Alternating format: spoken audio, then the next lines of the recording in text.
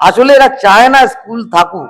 আসলে আমাদের প্রায় 8,000 প্রাইমারি স্কুল বন্ধ হয়ে গেছে। মাধ্যমিক স্কুল, উচ্চ মাধ্যমিক স্কুল বন্ধ হয়ে যাক, লেখাপড়া না করলে পারে যত কম জানবে তত বেশি মানবে, তত বলবে হীরকের রানী ভগবান। সেই হীরক রাজাতে সে সিনেমা দেখেছিলেন না, বললো যত বেশি জানবে তত কম মানবে।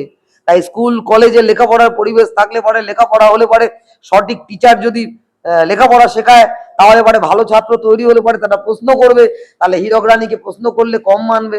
ফলে ওই যত বেশি জানবে তত কম মানবে জন্য জানাটা বন্ধ করে দাও, স্কুল উঠিয়ে দাও। প্রাইমারি স্কুল বন্ধ হয়ে গেছে, উচ্চ মাধ্যমিক স্কুলগুলো মাধ্যমিক স্কুলগুলো ধুকছে, অবস্থা খারাপ, টিচার নেই। এবং এই পরীক্ষা নিয়ে হাজার হাজার ছেলে মেয়েরা যাদের কাছে এসএসসিটা 1997 সালে পশ্চিমবাংলায় বামপন্থী সরকার এসএসসি চালু হলো, তারপর রোদ জল বৃষ্টি গ্রীষ্ম বর্ষা শরৎ হেমন্ত যেমন নিয়ম করে হয়েছে এসএসসি পরীক্ষা হয়েছে। আমি তখন ছাত্র ফেডারেশন করতাম, একবার এসএসসি পরীক্ষা বন্ধ হয়নি এবং সে এসএসসি নিয়ে কেউ অভিযোগ করতে পারেনি। আজকে পশ্চিমবাংলার বেকার যুবক যুবতীরা এসএসসির মাধ্যমে চাকরি পেয়ে তাদের স্বপ্ন পূরণ করতে পারতো।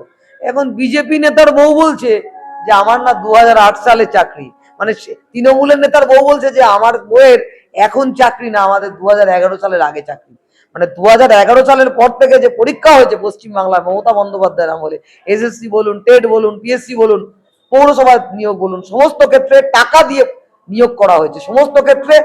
এবং এই দুর্নীতিটা প্রাতিষ্ঠানিক দুর্নীতির আকার ধারণ করেছে। ফলে এসএসসিতে যা হওয়ার তাই হয়েছে।